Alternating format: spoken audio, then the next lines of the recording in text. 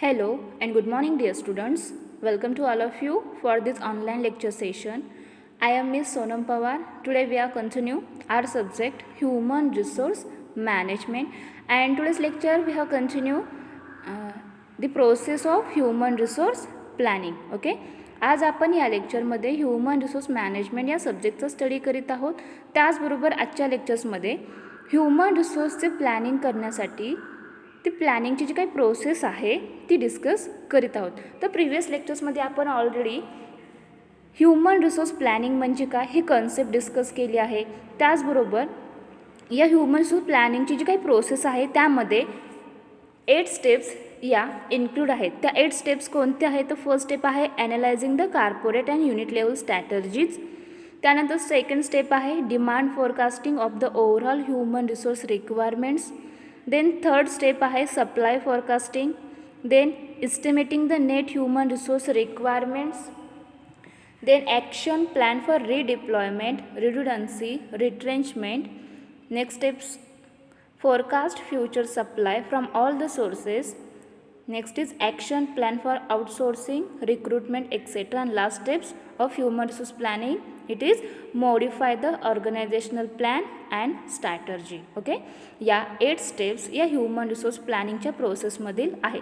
तर प्रिव्हियस लेक्चर्समध्ये आपण यामधील पहिल्या ज्या 4 स्टेप्स आहेत त्या ऑलरेडी डिस्कस केल्या आहेत. त्या कोणत्या? तर analysing the corporate and unit level strategies. त्यानंतर demand forecasting of the overall human resource requirements. Then supply forecasting and estimating the net human resource requirements. या 4 स्टेप्स आपण ऑलरेडी प्रिव्हियस लेक्चर्समध्ये डिस्कस केले आहेत की ह्युमन रिसोर्स प्लॅनिंग करण्यासाठी ते planning कसे केली पाहिजे. ओके, त्यासाठी ही प्रोसेस अत्यंत उपयुक्त असते, इम्पॉर्टंट असते. आजच्या लेक्चर्समध्ये आपण ज्या रिमेनिंग राहिलेल्या स्टेप्स आहेत ओके त्या 4 स्टेप्स आजच्या लेक्चर्समध्ये डिस्कस करणार आहोत. तर आजच्या लेक्चर्समध्ये आपण action plan for redeployment, redundancy, retrenchment. Then forecast future supply from all the sources. Next steps are action plan for outsourcing, recruitment, etcetera. And last steps of human resource planning, it is modify the organisational plan and strategy. या उर्वरित राहिलेल्या 4 steps आजच्या लेक्चर्समध्ये discuss करीत आहोत. Now let's see 5th number steps of human resource planning process. Action plan for redeployment, redundancy and retrenchment. तर action plan okay ही जी काही स्टेप्स आहे या स्टेप्समध्ये नक्की कोणत्या प्रकारचे ॲक्शन प्लॅन केले जातात. So if future surplus is estimated, the organization has to plan for redeployment, redundancy, etc. If surplus is estimated in some jobs, departments, employees can be redeployed in other jobs, departments where the deficit of employees is estimated. The organization should also plan for training or reorientation before redeployment of employees. तर in फ्युचरमध्ये human resource किती आवश्यक आहे आणि present सिच्युएशनमध्ये human रिसोर्सची किती आवश्यकता हे फाइंड आउट करण्यासाठी या ह्युमन रिसोर्सचे प्लॅनिंग करावे लागते. मग यासाठी त्यांचं सप्लाय फॉरकास्टिंग, डिमांड फॉरकास्टिंग यांच्याकडे अत्यंत बारकाईने लक्ष द्यावे लागते की प्रेझेंट सिच्युएशनमध्ये आणि इन फ्युचरमध्ये असा ह्युमन रिसोर्स कमी पडू नये किंवा तो अधिक होऊ नये. यासाठी हे ह्युमन रिसोर्स प्लॅनिंग अत्यंत उपयुक्त असते आणि प्रत्येक ऑर्गनायझेशनमध्ये या ह्युमन रिसोर्सचे प्लॅनिंग योग्य त्या प्रकारे केले जाते. कारण की प्रत्येक बिझनेस ऑर्गनायझेशनची मेन असेट म्हणजे ह्युमन रिसोर्स असतो आणि तो जो काही एम्प्लॉईज आहे तो एम्प्लॉईज योग्य प्रकारचा मिळवण्यासाठी आणि जे काही जॉब पोझिशन असतील त्या जॉब पोझिशनसाठी आवश्यक असणारा ह्युमन रिसोर्स मिळविणे, तो टिकविणे, त्याची डेव्हलपमेंट करणे यासाठी वेगवेगळे प्लॅनिंग या ह्युमन रिसोर्स प्लॅनिंगमध्ये केले जातात. मग या ह्युमन रिसोर्सचं प्लॅनिंग करण्यासाठी त्याची एक प्रोसेस आहे. त्या प्रोसेसमध्ये 8 स्टेप्स या इन्व्हॉल्व आहेत. त्या 8 स्टेप्समधील 4 स्टेप्स आपण प्रिव्हियस लेक्चर्समध्ये ऑलरेडी डिस्कस केली आहेत. त्याचबरोबर 5 नंबरची जी स्टेप आहे ती म्हणजे ॲक्शन प्लॅन फॉर रिडिप्लॉयमेंट, रिडंडन्सी आणि रिट्रेंचमेंट. या स्टेप्समध्ये नक्की या ह्युमन रिसोर्स प्लॅनिंग करण्यासाठी कशी मदत होते. तर इन फ्युचरमध्ये जो काही ह्युमन रिसोर्स आवश्यक आहे मग तो ह्युमन रिसोर्स सरप्लस म्हणजे काय जास्तीचा अंदाज असल्यास त्या ऑर्गनायझेशनला रिडिप्लॉयमेंट व रिड्युडन्सी या गोष्टींची काय करावी लागते, त्या ठिकाणी प्लॅन्स करावे लागतात, त्यांची योजना ठरवावी लागते व त्यांना असे प्लॅन्स हे करावेच लागतात. जर काही डिपार्टमेंटमध्ये किंवा काही जॉब पोझिशन्स असतात त्या जॉबमध्ये ह्युमन रिसोर्स हा सरप्लसचा अंदाज असेल किंवा त्या ठिकाणी असा ह्युमन रिसोर्स जास्त झाला आहे असा अंदाज त्यांना असेल तर एम्प्लॉईजना ते अदर डिपार्टमेंट किंवा जॉबमध्ये पुन्हा कामावर ठेवता येते. ज्या ठिकाणी एम्प्लॉयची कमतरता असल्यास त्या कमतरतेचा अंदाज आला तर त्या ठिकाणी त्या असे एम्प्लॉईजना पुन्हा कामावर घेण्यापूर्वी ऑर्गनायझेशनला पुन्हा त्या ह्युमन रिसोर्सला त्यांच्या कामाचे जे काही काम देणार आहे त्या कामाचे ट्रेनिंग हे द्यावे लागते आणि हे ट्रेनिंग कसे द्यावे याचे ऑल प्लॅन्स देखील त्या ऑर्गनायझेशनला करावे लागतात. इन फ्युचर सिच्युएशनमध्ये एम्प्लॉईज कमी पडू नये यासाठी हे ह्युमन रिसोर्स प्लॅनिंग केले जाते आणि त्याचबरोबर जर त्यांना त्या ऑर्गनायझेशनला असे ह्युमन रिसोर्स प्लॅनिंग करताना अंदाज आला की इन फ्युचर सिच्युएशनमध्ये असा ह्युमन रिसोर्स जास्त होणार आहे, तो सरप्लस होणार आहे, मग असा अंदाज आल्यास ते काय करतात, त्या ठिकाणी त्या एम्प्लॉईचे रिडिप्लॉयमेंट, रिड्युडन्सी, रिट्रेंचमेंट अशा प्रकारच्या वेगवेगळे प्लॅन्स तयार करतात आणि ज्या ठिकाणी एम्प्लॉईची कमतरता असेल त्या ठिकाणी ते एम्प्लॉईज त्या ठिकाणी पाठवतात आणि त्यांना त्या कामाचे योग्य त्या प्रकारे ट्रेनिंग दिले जाते आणि ज्या ठिकाणी एम्प्लॉई जास्त झाले असेल तर ते एम्प्लॉई त्या कामावरून कमी करून ज्या ठिकाणी आवश्यक आहे त्या ठिकाणी त्यांची नियुक्ती केली जाते. मग हे काय redeployment takes place in the forms of promotions, transfers and demotions. आता हे जे काय एम्प्लॉयचं रिडिप्लॉयमेंट केले जाते मग ते कोणत्या फॉर्म्समध्ये केले जाते, तर एक तर त्यांना प्रमोशन मिळते, त्यांची ट्रान्सफर केली जाते किंवा त्यांचे डिमोशन होते. अशा तिन्ही फॉर्म्समध्ये हे एम्प्लॉयचे रिडिप्लॉयमेंट ते प्रत्येक ऑर्गनायझेशन करीत असते. If the deficit is not estimated in any job department and surplus is estimated for the entire organization, the organization in consultation with the trade unions has to plan for redundancy or retrenchment. आता जर ऑर्गनायझेशनमधील जे काही job positions आहेत, जे काही department आहे त्या डिपार्टमेंटमध्ये एम्प्लॉयची कमतरता नसेल, अशी कमतरता नाही असा अंदाज आला तर ते एंटायर ती संपूर्ण ऑर्गनायझेशनमध्ये जे एम्प्लॉईज हे जास्त असतील तेव्हा जेवढा पुरेसा आहे जेवढा एम्प्लॉईज त्या ऑर्गनायझेशनसाठी पुरेसा आहे त्यापेक्षा जास्त असतील तर ऑर्गनायझेशन जी काही एम्प्लॉयची ट्रेड युनियन आहे त्या ट्रेड युनियनबरोबर कन्सल्टंट करतात, त्यांच्याबरोबर सल्लामसलत करतात, विचारविनिमय करतात व जो काही जास्तीचा एम्प्लॉईज असेल त्यांचे काय करायचे यासाठी ते डिसिजन घेत असतात. मग यासाठी त्या एम्प्लॉईजसाठी ऑर्गनायझेशनला ट्रेड युनियन बरोबर एकत्र मिळून रिड्युडन्सी किंवा रिट्रेंचमेंट असे वेगवेगळे प्लॅन्स ठरवावे लागतात. आणि असे प्लॅन्स हे ह्युमन रिसोर्स प्लॅनिंग योग्य त्या प्रकारे करण्यासाठी अत्यंत उपयुक्त असतात.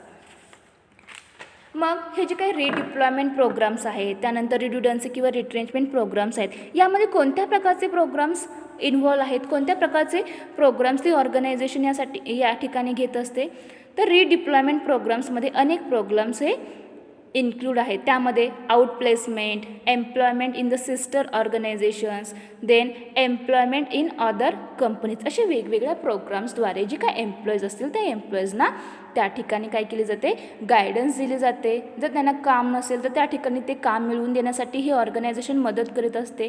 त्याचबरोबर जे रिड्युडन्सी किंवा रिट्रेंचमेंट प्रोग्राम्स आहेत त्या प्रोग्राम्समध्ये कोणते प्रोग्राम्स इन्व्हॉल्व आहेत, कशा प्रकारचे त्या ठिकाणी प्रोग्राम्स घेतले जातात, तर त्या ठिकाणी reduced work hours, work sharing, then lay off, then leave of absence without pay, voluntary retirement and attrition, compulsory retrenchment और handshake and creation of ad hoc projects असे वेगवेगळे व्हेरियस प्रोजेक्ट्स ती ऑर्गनायझेशन या एम्प्लॉईच्या साठी करीत असते. नाव let's see redeployment programmes. The redeployment प्रोग्राम्समध्ये 3 मेन प्रोग्राम्स इन्क्लूड आहेत. त्यामधील फर्स्ट आहे outplacement, second employment in the sister organisation, then employment in other companies. So now let's see what is meant by outplacement. Outplacement programs also intended to provide career guidance for displaced employees. Okay, outplacement programs also intended to provide career guidance for displaced employees, and this program covers retraining the prospective displaced employees who can be redeployed elsewhere in the organization, helping in resume writing, interview techniques, job searching, etc. प्रत्येक business ऑर्गनायझेशनमध्ये आवश्यक असणारा human resource मिळविणे, तो टिकविणे, त्याची development करणे हे प्रत्येक ऑर्गनायझेशनचे काम आहे. मग तो आवश्यक असेल तेवढाच ऑर्गनायझेशन काय करते, एम्प्लॉईज त्या ऑर्गनायझेशनमध्ये रिक्रूट करते. आणि जो जास्तीचा एम्प्लॉईजचा असेल तर ते त्यांना त्या ठिकाणी काढून टाकले जाते किंवा दुसऱ्या ठिकाणी त्यांना जॉब मिळवून दिला जातो. मग या आउटप्लेसमेंटमध्ये काय केले जाते, तर जे डिस्प्लेस्ड एम्प्लॉईज आहेत, ओके, त्या वर्कर्सना करिअर गायडन्स देण्याचे काम करते. त्याचबरोबर त्यांना दुसरे काम मिळावे यासाठी जॉब सर्चिंग करणे, त्यानंतर इंटरव्ह्यू टेक्निक्स, त्यांचा जो काही रिझ्यूम आहे तो रिझ्यूम कशाप्रकारे राईट केला पाहिजे, ओके, यासाठी त्या एम्प्लॉईजना मदत करते आणि त्यांना लवकरात लवकर दुसरा जॉब कसा मिळेल यासाठी त्यांना हेल्प करीत असते. त्यानंतर रिडिप्लॉयमेंट प्रोग्राम्समधील सेकंड प्रोग्राम आहे तो employment in the sister organisation. आता हे employment in the sister organisation म्हणजे काय, तर the surplus employees are offered employment in sister organisations either at the similar level or at the lower level under the same management, and this programme is undertaken when the jobs are vacant in the sister organisation. आता एखाद्या ऑर्गनायझेशनमध्ये जर जास्तीचे employees झाले असेल, जे surplus employees असतील, तर त्या एम्प्लॉईजना काय केले जाते, अशा सिस्टर्स ऑर्गनायझेशनमध्ये काम मिळवून देण्यासाठी मदत केली जाते. Okay, employment in the sister organisation म्हणजे काय, तर ज्या ऑर्गनायझेशनमध्ये ओके सिमिलर ऑर्गनायझेशन असेल तर त्या जॉब वॅकंट अवेलेबल असतील तर त्या ऑर्गनायझेशनमधील सिमिलर लेवलवरती किंवा ॲट द लोअर लेवलवरती आणि सेम मॅनेजमेंट अंतर्गत अशा सरप्लस एम्प्लॉईजना एम्प्लॉयमेंट म्हणजे काम मिळवून देण्यासाठीची ऑफर दिली जाते आणि त्या ठिकाणी असं सरप्लस जो एम्प्लॉईज आहे तो काम करू शकतो. त्यानंतर रिडिप्लॉयमेंट प्रोग्राम्समधील अत्यंत आणि महत्त्वाचा थर्ड नंबरचा प्रोग्राम म्हणजे employment in other companies. Under this program the HR manager contacts other similar companies for possible hiring of the surplus employees. Okay, लक्षात घ्या, एम्प्लॉयमेंट इन अदर कंपनीज हा प्रोग्राम रिडिप्लॉयमेंट प्रोग्राम्स आहे. याच्या अंतर्गत जे surplus employees आहेत त्या एम्प्लॉईचं काय करायचे, ओके, यासाठी असे वेगवेगळे प्रोग्राम्स ऑर्गनायझेशन करीत असते आणि त्याच्यामधून त्या सरप्लस एम्प्लॉईजना काम मिळवून देण्यासाठी प्रयत्न केले जातात. मग यामध्ये एखादी सिस्टर ऑर्गनायझेशन असेल तर त्यामध्ये त्यांना जॉब मिळवून दिला जातो किंवा दुसरे कुठे आणखीन जॉब वॅकंट उपलब्ध असतील तर त्या ठिकाणी ओके तो एम्प्लॉय सिलेक्ट व्हावा, त्यासाठी त्यांचे इंटरव्ह्यू कसा दिला पाहिजे ते वेगवेगळे टेक्निक्स त्यांना शिकवले जातात. त्यांचा रिझ्यूम त्यांनी कसा राईट केला पाहिजे ते टेक्निक त्यांना शिकवले जाते. त्याचबरोबर जॉब सर्च करण्यासाठी देखील अशी ऑर्गनायझेशन त्यांना मदत करीत असते. आणि या एम्प्लॉयमेंट इन अदर कंपनीज या प्रोग्राम्समध्ये ओके हा जो काही प्रोग्राम आहे okay this program the HR manager contacts other similar companies for possible hiring of the surplus employees. तर हा जो काही सरप्लस एम्प्लॉईज आहे त्यांनी त्या कंपनीने काय केलं पाहिजे, हायर केला पाहिजे. यासाठी ही HR मॅनेजर त्या अदर सिमिलर कंपनीबरोबर कॉन्टॅक्ट करीत असते, संपर्क साधित असते. आणि if the vacancies available other companies आणि त्या अदर कंपनीमध्ये जर काही जॉब पोझिशन्स अवेलेबल असतील, वॅकन्सीज अवेलेबल असतील तर the HR manager helps the surplus employees in getting employment. तर या सरप्लस एम्प्लॉईजना काम द्यावे यासाठी त्यांना काय करत असते, हेल्प करीत असते. Okay, employment in other companies या प्रोग्राम्समध्ये नक्की काय केले जाते, तर यामध्ये HR मॅनेजर हे इतर सिमिलर कंपनीशी कॉन्टॅक्ट करतात व जर त्या ऑर्गनायझेशनमध्ये सरप्लस एम्प्लॉईजना कंपनीने हायर करावे यासाठी रिक्वेस्ट केली जाते. ओके, त्याचबरोबर जर ऑर्गनायझेशनमध्ये वॅकन्सीज अवेलेबल असतील तर HR मॅनेजर्स अशा सरप्लस एम्प्लॉईजना काम मिळवून देण्यासाठी मदत करीत असतात. तर अशा प्रकारे रिडिप्लॉयमेंट प्रोग्राम्स हे ह्युमन रिसोर्सचे प्लॅनिंग योग्य त्या प्रकारे करताना केले जाते. त्याचबरोबर यामध्ये रिड्युडन्सी किंवा रिट्रेंचमेंट प्रोग्राम्स देखील घेतले जातात. मग यामध्ये कोणकोणते प्रोग्राम्स इन्क्लूड आहे, तर यामधील फर्स्ट प्रोग्राम आहे तो रिड्यूस्ड वर्क आवर्स. आता रिड्यूस्ड वर्क आवर्स म्हणजे काय, तर under this technique each worker works less hours and receives less pay and so that the jobs are saved. तर रिड्युस्ड वर्क आवर्समध्ये काय केले जाते, तर अंडर दिस टेक्निक इच वर्कर वर्क्स लेस hours. तर या टेक्निकच्या द्वारे जे वर्कर्स काम करतात तर ते काम करण्याचे जे त्यांचे काही तास असतील, ओके, प्रत्येक व्यक्तीचे एम्प्लॉयचे तास ठरलेले असतात की त्याने किती वेळ काम केले पाहिजे. तर या ठिकाणी त्यांचे काम करण्याचे जे काही आवर्स असतात, जे काही तास असतात ते कमी केले जातात आणि असे तास कमी झाले की त्यांचे जे काही पेमेंट असते त्या पेमेंटवरती देखील त्यांचा परिणाम होतो आणि या ठिकाणी त्यांना पेमेंट देखील कमी मिळत असते. परंतु यामधून त्यांचा जो काही जॉब आहे तो जॉब सेव्ह करण्याचा प्रयत्न केला जातो. त्यानंतर रिड्युडन्सी किंवा रिट्रेंच प्रोग्राम्समधील दुसरा प्रोग्राम कोणता आहे तो म्हणजे वर्क शेअरिंग. तर वर्क शेअरिंगमध्ये काय केले जाते, तर some organisations offer employees the opportunity to share jobs or 2 employees work half time each. Okay, some organisations offer employees the opportunity to share jobs or 2 employees work half time each and this technique solve the problem of retrenchment in the short run. तर short रनसाठी जे काही problems असतील, okay, असे एम्प्लॉयचे जे काही problems असतील ते एम्प्लॉयचे problem solve करता यावे यासाठी रिट्रेंचमेंट असे वेगवेगळे प्रोग्राम्स ऑर्गनाईज करतात आणि त्याच्यामधून हा प्रोग्राम अत्यंत महत्त्वाचा ठरतो. जे काही एम्प्लॉईज आहेत, एम्प्लॉईजने त्यांचे जे काही काम असतील ते काम दोघांमध्ये वाटून घ्यावे, ते शेअर करावे, म्हणजे दोघांनाही काम मिळेल यासाठी ऑर्गनायझेशनमध्ये अशी वर्क शेअरिंग प्रोग्राम्स ऑर्गनाईज केले जातात. त्यानंतर थर्ड रिड्युडन्सी किंवा रिट्रेंचमेंट प्रोग्राम्समधील प्रोग्राम कोणता आहे तो म्हणजे ले ऑफ. तर ले ऑफ हा प्रोग्राम काय आहे, तर lay off can be temporary और परमनंट. हा ले ऑफ जो काही प्रोग्राम आहे तो टेम्पररी किंवा परमनंट असं दोन्ही स्वरूपात असतो. Temporary lay offs are due to the slackness in the business, machinery breakage, power failure etcetera. तर आता एका टेम्पररी ले ऑफ असेल तो काय येतो, ओके, तर याच्यामध्ये स्लॅकनेस इन बिझनेस किंवा मशिनरी ब्रेकेज झाले असेल किंवा पॉवर फेल्युअर झाले असेल तर त्यामुळे असं टेम्पररी ले ऑफ होत असते. आणि workers are called back as soon as work resumes to the normal position. आणि permanent lay off is due to liquidation of the company. Okay, असे ले ऑफ प्रोग्राम्स हे 2 टाईपचे असतात. त्यामध्ये एक टेम्पररी असतो किंवा एक परमनंट असतो. परमनंट ले ऑफ कधी होतो, तर जर एखादी कंपनी असेल त्या कंपनीचं लिक्विडेशन झाले असेल तर परमनंट ले ऑफ हे त्या ठिकाणी होत असते. आणि हे टेम्पररी ले ऑफ कधी होते, तर एखादी बिझनेस आहे त्या बिझनेसमध्ये स्लॅकनेस आला असेल, तो बिझनेस काय झाला असेल, स्लॅकनेस आला असेल किंवा एखादी मशिनरी ब्रेकेज झाली असेल किंवा पॉवर फेल्युअर झालं असेल तर असे टेम्पररी ले ऑफ त्या ठिकाणी दिसून येते. त्यामुळे हे ले ऑफ टेम्पररी किंवा परमनंट देखील असू शकते.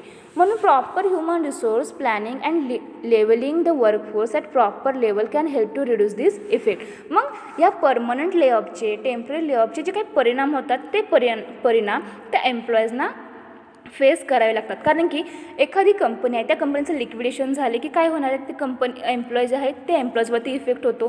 त्याचबरोबर जो काही टेम्पररी ले ऑफ आहे म्हणजे एखादी मशिनरी आहे त्या मशिनरी बंद पडली असेल किंवा बिझनेस आहे, बिझनेसचं प्रॉफिट जास्त होत नसेल, मार्केटमध्ये त्यांचं जे प्रोडक्ट आहे ते जास्त प्रमाणात त्यांची सेलिंग होत नसेल, ओके, तर त्यामुळे त्याचा इफेक्ट त्या एम्प्लॉईजवरती होतो. कारण की प्रोडक्शन त्या ठिकाणी कमी होऊ शकते, ओके, जे काही प्रोडक्ट तयार केले जाते ते कमी होऊ शकते. त्यामुळे ती ऑर्गनायझेशन असे जे काही एम्प्लॉईज आहेत त्या एम्प्लॉईजवरती कोणत्याही प्रकारचं इफेक्ट होऊ नये किंवा ते इफेक्ट जे झाले ते कमी करण्यासाठी असे वेगवेगळे प्लॅनिंग या ह्युमन रिसोर्स प्लॅनिंगमध्ये करीत असते, जेणेकरून एम्प्लॉईजवरती त्यांचा इफेक्ट हा कमी व्हावा, ओके, यासाठी या ह्युमन रिसोर्सचं प्लॅनिंग करणे आवश्यक आहे. त्यानंतर यामधील नेक्स्ट प्रोग्राम म्हणजे leave of absence without pay. This technique helps the company to cut the labour cost and the employ to pursue his self interest and this technique also help the company to plan for eliminating the unnecessary job in a phased manner and this concept serves as a productive method to help employees prepare for future changes Okay, then next programs are voluntary retirement. Another issue is early retirement. Government of India introduced voluntary retirement schemes under the caption golden handshake in order to solve the problem of overstaffing in the public sector, and management provide cash reward to those employees who opt for voluntary retirement schemes in addition to normal retirement benefits. This is also called golden handshake, and this technique solves the problem of excessive supply of future inventory over the demand for human resources. तर अशा वेगवेगळे प्रकारचे programs हे रिडिप्लॉयमेंट programs आणि रिड्युडन्सी retrenchment programme हे एम्प्लॉईजसाठी घेतले जातात, कारण की या ह्युमन रिसोर्सचे प्लॅनिंग करणे आवश्यक असते. त्यानंतर यामध्ये ॲट्रिएशन, कंपल्सरी रिटायरमेंट और क्रिएशन ऑफ ॲडहॉक प्रोजेक्ट असे वेगवेगळे देखील अजून प्रोग्राम्स यामध्ये घेतले जातात. त्यानंतर या ह्युमन रिसोर्स प्लॅनिंगची जी काही प्रोसेस आहे त्यामधील नेक्स्ट स्टेप आहे ते म्हणजे forecast future supply from all the sources. Okay, forecast future supply from all the sources. If deficit is estimated in any department and in the entire organization, management has to forecast a future supply of human resources from various sources like internal sources, comparable organizations, educational and training institutes, employment exchanges, labor market, etc. etc. तर human resource प्लॅनिंगच्या process मधील 6 नंबरची step कोणती आहे ती म्हणजे forecast future supply from all the sources. तर ऑर्गनायझेशनमध्ये अनेक डिपार्टमेंट असतात. For example administration department, marketing department, selling department, production department, etcetera etcetera. तर अशा अनेक डिपार्टमेंटमध्ये ओव्हरऑल ऑर्गनायझेशनमध्ये एम्प्लॉयची आवश्यकता असते. असे एम्प्लॉईज ऑर्गनायझेशनमध्ये ज्या ज्या काही ॲक्टिव्हिटीज कंप्लीट केल्या जातात त्या कंप्लीट करण्यासाठी ह्युमन रिसोर्स कमी पडू नये यासाठी ह्युमन रिसोर्सचे प्लॅनिंग करणे गरजेचे असते. जर कोणत्याही डिपार्टमेंटमध्ये आणि ऑर्गनायझेशनमध्ये ह्युमन रिसोर्सची कमतरता दिसून येत असेल, कमतरतेचा अंदाज असेल, तर मॅनेजमेंट विविध सोर्सेसचा वापर करून त्या सोर्सेसच्या द्वारे इन फ्युचरसाठी आवश्यक असणारा ह्युमन रिसोर्सचा सप्लाय करतात. ओके, कारण की आता ह्युमन रिसोर्स मिळवणे यासाठी काहीतरी त्या ठिकाणी प्रोसेस करणे आवश्यक आहे, कारण की त्या ऑर्गनायझेशनमध्ये जॉब पोझिशन्स अवेलेबल आहेत, वॅकंट पोझिशन्स अवेलेबल आहेत हे लोकांना कळून देण्यासाठी अशी वेगवेगळ्या प्रोसेस त्या ऑर्गनायझेशनला अडॉप्ट करावे लागतात आणि त्याच्यामधून क्वालिटेटिव्ह एलिजिबल असणारा जॉब पोझिशनसाठी एलिजिबल असणारा ह्युमन रिसोर्स प्रत्येक बिझनेस ऑर्गनायझेशनला मिळवावा लागतो. मग यासाठी जे काही सोर्सेस आहेत त्या सोर्सेसचा वापर हे ऑर्गनायझेशन करीत असते. ओके, मग यामध्ये कोणकोणते सोर्सेस आहेत तर हे आवश्यक असणारे असा ह्युमन रिसोर्स मिळवण्याचा प्रयत्न ती प्रत्येक बिझनेस ऑर्गनायझेशन करते, कारण की ऐनवेळी असा ह्युमन रिसोर्स किंवा एम्प्लॉईज मिळवणे खूप कठीण असते. मग यासाठी जे काही सोर्सेस आहेत ते सोर्सेस म्हणजे इंटरनल सोर्सेस, एक्सटर्नल सोर्सेस, त्याचबरोबर कंपॅरेबल ऑर्गनायझेशन्स किंवा लेबर मार्केट, त्याचबरोबर एज्युकेशनल अँड ट्रेनिंग इन्स्टिट्यूट्स यांच्याद्वारे असा एम्प्लॉईज किंवा ह्युमन रिसोर्स प्रत्येक बिझनेस ऑर्गनायझेशन मिळवित असते. ओके, कारण की इन फ्युचरमध्ये जे काही ॲक्टिव्हिटीज कंप्लीट करायचं आहे ते ॲक्टिव्हिटीज कंप्लीट करण्यासाठी ह्युमन रिसोर्सची आवश्यकता असते. मग अशी ह्युमन रिसोर्सची कमतरता भासू नये यासाठी वेगवेगळ्या सोर्सेसच्या द्वारे हे ऑर्गनायझेशन असे ह्युमन रिसोर्स किंवा एम्प्लॉईज मिळवित असते. मग यामध्ये इंटरनल सोर्सेस, त्याचबरोबर कंपॅरेबल ऑर्गनायझेशन किंवा एज्युकेशनल किंवा ट्रेनिंग इन्स्टिट्यूट्स, त्यानंतर एम्प्लॉयमेंट एक्सचेंज, लेबर मार्केट अशा वेगवेगळ्या सोर्सेसद्वारे एम्प्लॉईज मिळवित असतात. त्यानंतरची नेक्स्ट स्टेप आहे ती action plan for outsourcing, recruitment etcetera. Okay, ही 7 नंबरची स्टेप आहे या ह्युमन रिसोर्स प्लॅनिंग प्रोसेसमध्ये. Action plan for outsourcing recruitment म्हणजे नक्की काय, तर जर ऑर्गनायझेशनच्या इंटरनल सोर्सेसकडून इन फ्युचरसाठी आवश्यक असणारा ह्युमन रिसोर्सचा पुरवठा होणार असेल व त्याचा फेवरेबल ट्रेंड दिसत असेल तर मॅनेजमेंट इंटरनल कॅन्डिडेटचा प्रेफरन्स देऊ शकतात की इंटरनल सोर्सेसद्वारे त्या ऑर्गनायझेशनला ह्युमन रिसोर्स हा उपलब्ध होऊ शकतो, त्यांचा सप्लाय होऊ शकतो व त्यांच्या प्रमोशन, त्यांचे ट्रान्सफर, ट्रेनिंग आणि डेव्हलपमेंट इत्यादी इत्यादींसाठी ती ऑर्गनायझेशन काय करते, वेगवेगळे प्लान्स ठरवित असते. Okay. If the forecast relating to future supply of manpower from internal sources of the organization shows favorable trends, the management may prefer internal candidates and plan for their promotion, transfer, training and development. If suitable candidates are not available, आणि जर असे suitable candidates त्या job पोझिशनसाठी available नसतील तर organisation काय करणार, तर त्या ठिकाणी internal sources and the forecast relating to the future supply from external sources indicate the availability of required human resources and then plan for outsourcing, recruitment and selection. Okay. आपण पाठीमागच्या लेक्चर्समध्ये पाहिले आहे की एम्प्लॉईजना रिक्रूट करण्यासाठी इंटरनल सोर्सेस आणि external sources या दोघांचा देखील त्या ठिकाणी वापर केला जातो. मग इंटरनल सोर्सेसद्वारे एम्प्लॉईज या ठिकाणी अवेलेबल होत नसेल तर ती ऑर्गनायझेशन एक्सटर्नल सोर्सेसच्याद्वारे एम्प्लॉईज रिक्रूट करू शकतात, ते सिलेक्ट देखील करू शकतात. त्याचबरोबर आउटसोर्सिंग हा एक आणखीन एक महत्त्वाचा या ठिकाणी काय आहे, सोर्स आहे की ज्याद्वारे एम्प्लॉईज मिळू शकतात. मग जर इंटरनल सोर्सेसद्वारे एम्प्लॉईज ऑर्गनायझेशनमध्ये उपलब्ध होत असतील तर ऑर्गनायझेशन काय करणार आहे, तर जी काही जे एम्प्लॉईज आहेत ते एम्प्लॉईचे प्रमोशन, त्यांचे ट्रान्सफर, त्यांचे ट्रेनिंग यासाठी वेगवेगळे प्रोग्राम्स त्या ठिकाणी करतात. परंतु जर इंटरनल सोर्सेसद्वारे त्या ऑर्गनायझेशनमध्ये अवेलेबल असणारा एम्प्लॉईज त्या ठिकाणी उपलब्ध नाही झाला तर ती ऑर्गनायझेशन एक्सटर्नल सोर्सेसद्वारे त्याचबरोबर आउटसोर्सिंग आणि रिक्रुटमेंट अँड सिलेक्शन यांच्याद्वारे काय करते, तो ह्युमन रिसोर्स मिळविण्याचा प्रयत्न करते. Then promotion plan includes. मग हे जे काही एम्प्लॉईचे प्रोमोशन प्लॅन्स आहेत त्यामध्ये कोणत्या गोष्टी ह्या इन्क्लूड असतात. Promotion plan includes establishing of the ratio of internal promotion to external recruits, basis for promotion, promotional channel, reservations in promotion, etc. And the transfer plan includes channel, company, rules regarding organizations, initiated transfers and employee initiated transfers. The promotion plans, okay, action plan for outsourcing, recruitment, etc.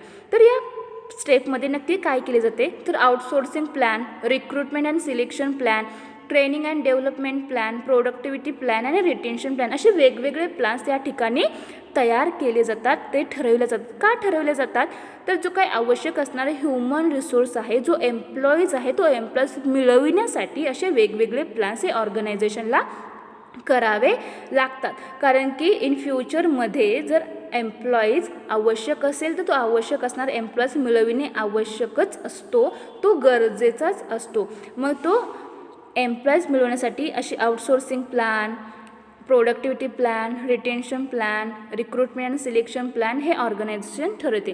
म्हणजे काय promotion plan आहे त्यामध्ये अनेक गोष्टींचा समावेश होतो. For example इस्टॅब्लिशिंग of the ratio of internal promotion to external recruits, basis for promotion, promotional channel, reservations in promotion, etc. etc.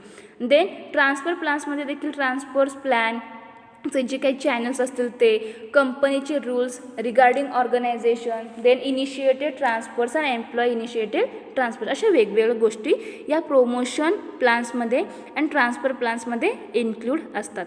त्यानंतर outsourcing plan हा नक्की काय आहे, तर many professional organisations have be performing the outsourcing function. तर जे professional organisations आहेत त्या काय करतात, तर जे एम्प्लॉईज आहेत त्या एम्प्लॉईजचे काय करतात या ठिकाणी आउटसोर्सिंग फंक्शन, ओके, आउटसोर्सिंग करण्याचे कार्य ते प्रोफेशनल ऑर्गनायझेशन करीत असतात. This organisation employ human resources of different categories and supply them or lease them to various companies, and these companies can avail the services as and when they need and pay the commission to the outsourcing organization. And this system is more or less like getting a machine for use on lease basis, and outsourcing is more prominent in the information technology industry. तर अनेक professional organisations या आउटसोर्सिंगचे काम करतात. या organisation वेगवेगळ्या categories जे काही human resource आहे त्या ह्युमन रिसोर्स मिळवितात, त्यांचा योग्य त्या प्रकारे वापरतात व त्यांचा सप्लाय देखील करतात किंवा त्यांना विविध कंपन्यांना लीजवर किंवा भाड्याने देतात. म्हणजे त्या कंपनीला जर ह्युमन रिसोर्स आवश्यक असेल तर तो ह्युमन रिसोर्स त्यांना तो सप्लाय करतात आणि त्यांच्याकडून कमिशन ते प्रोफेशनल ऑर्गनायझेशन मिळवित असतात.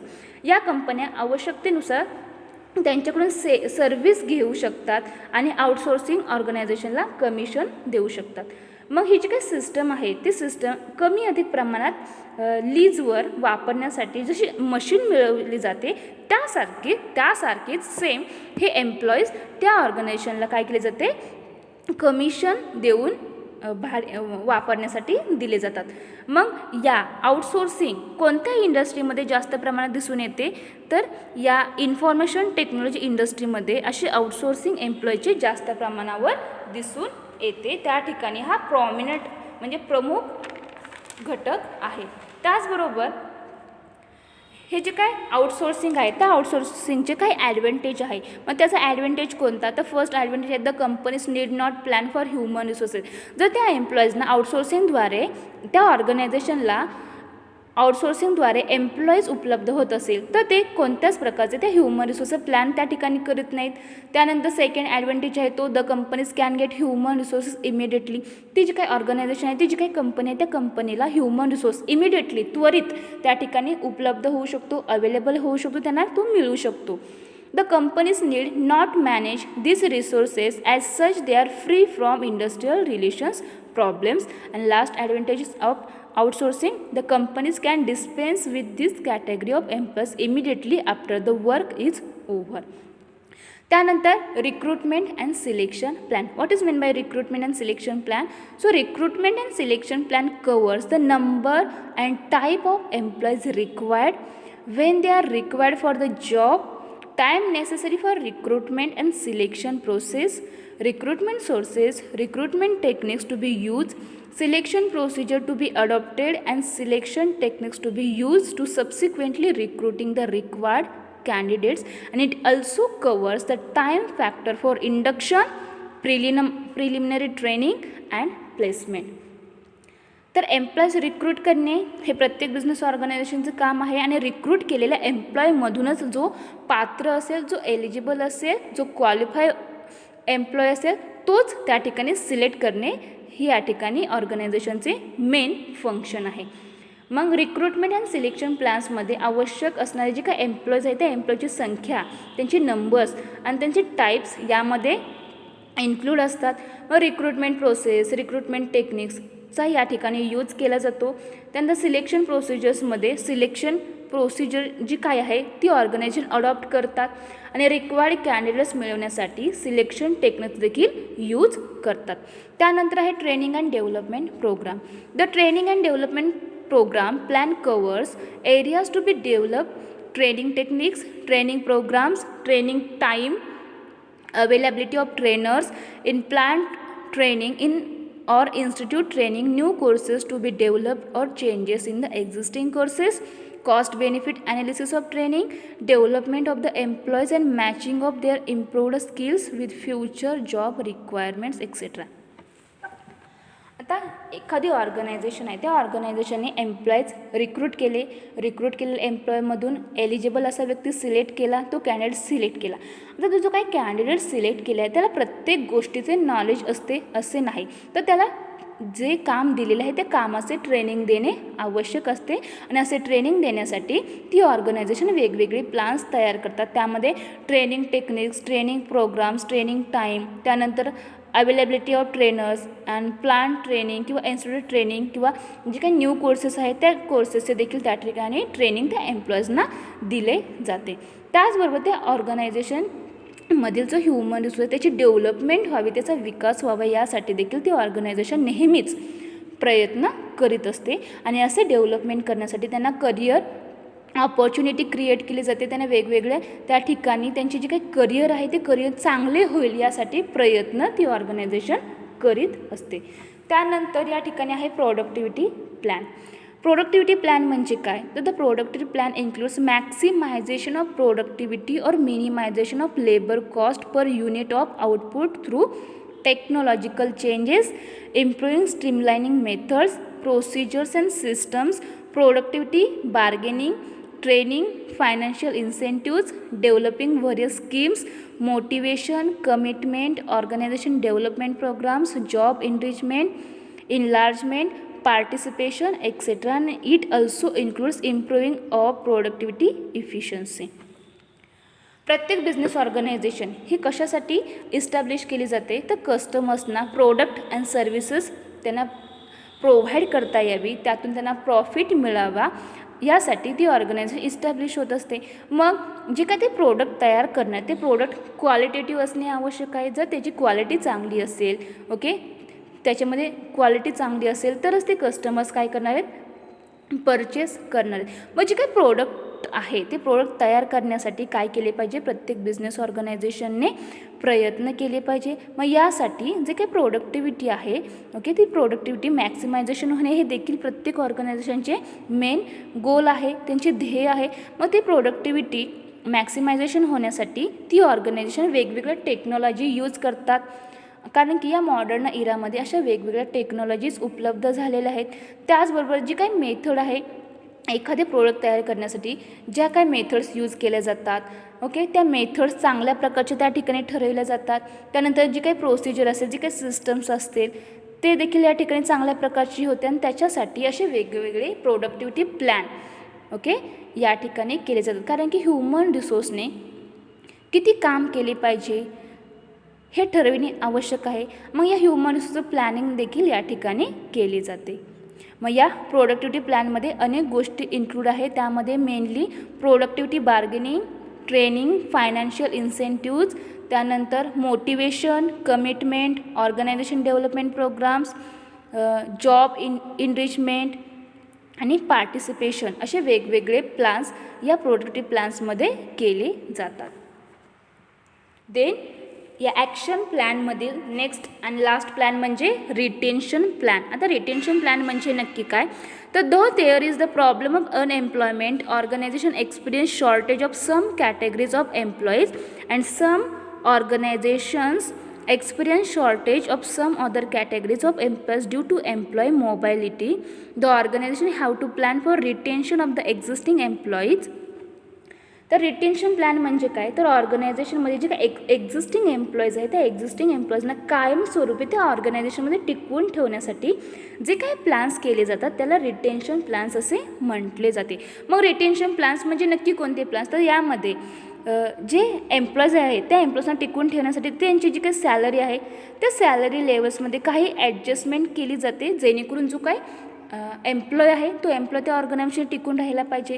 त्यानंतर त्या एम्प्लॉईजला वेगवेगळ्या ऑपॉर्च्युनिटीज, करिअर डेव्हलपमेंटची ऑपॉर्च्युनिटीज त्या ठिकाणी प्रोव्हाइड केल्या जातात. त्यानंतर त्याला ट्रेनिंग फॅसिलिटीज प्रोव्हाइड केली जाते. ओके, त्याला मोटिवेट करता यावे, ओके, त्याने काम चांगल्या प्रकारे करावे, त्याने त्या ऑर्गनायझेशनमध्ये टिकून राहावे यासाठी हे रिटेन्शन प्लॅन्स अत्यंत उपयुक्त ठरतात. आणि ते ऑर्गनायझेशन तो एम्प्लॉय त्या ऑर्गनायझेशनमध्ये टिकून ठेवण्यासाठी असे रिटेन्शन प्लॅन्स करीत असतात.